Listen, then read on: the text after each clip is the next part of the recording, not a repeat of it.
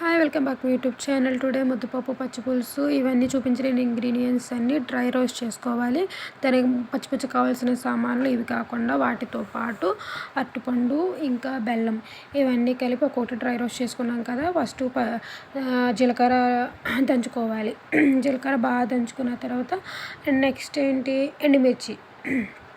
ఎండుమిర్చి కూడా బాగా దంచుకోవాలి. ఇవన్నీ పచ్చిపుచ్చులోకి ఇన్ని కలుపుకోవాలి. తర్వాత పచ్చిమిర్చి కూడా బాగా కచ్చాపేచా చేసుకోవాలి. తర్వాత వంకాయ కూడా బాగా దంచాలి. తర్వాత అరటిపండు, దీనికి కావాల్సిన ఇంగ్రీడియంట్స్ అన్ని దంచుకుంటేనే టేస్ట్ బాగుంటుంది. నెక్స్ట్ కొంచెం ఉప్పుగల్లు కూడా కొంచెం ఫ్రై చేసుకుంటే బాగుంటుంది. నెక్స్ట్ ఇంక ఇవి కాకుండా బెల్లం కూడా బాగా మెత్తగా చేయాలి. అది ఆల్రెడీ కోరుకున్నాము, బట్ అలా చేస్తే బాగుంటుంది. ఇవన్నీ కలిపేసి ఒక బౌల్లో వేసేసుకొని వాటితో పాటు చింతపండు పక్కన నానబెట్టుకోవాలి. ఆ చింతపండు పులుపు మొత్తం అందులోకి వేసేయాలి. అందులో వేసాక మనకు కావాల్సినంత తీసుకోవాలి. తర్వాత ఉల్లిపాయలు బాగా తరుముకొని పక్కన పెట్టుకోవాలి, ఎందుకంటే పచ్చిపుచ్చులోకి వేయడానికి. అలాగే పక్కన కూడా పప్పు ఉడికి పెట్టుకున్నానని చెప్పాను కదా, పప్పు పక్కన ఉడకబెట్టేసుకొని పెట్టుకుంటున్నాను.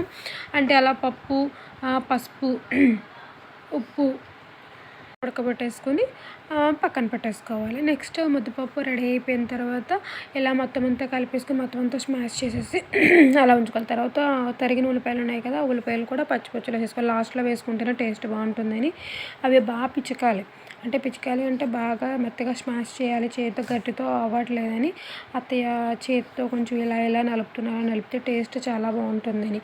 నెక్స్ట్ అంతే, పచ్చిపుచ్చి రెడీ, పచ్చిపుచ్చి ముద్దపప్పు.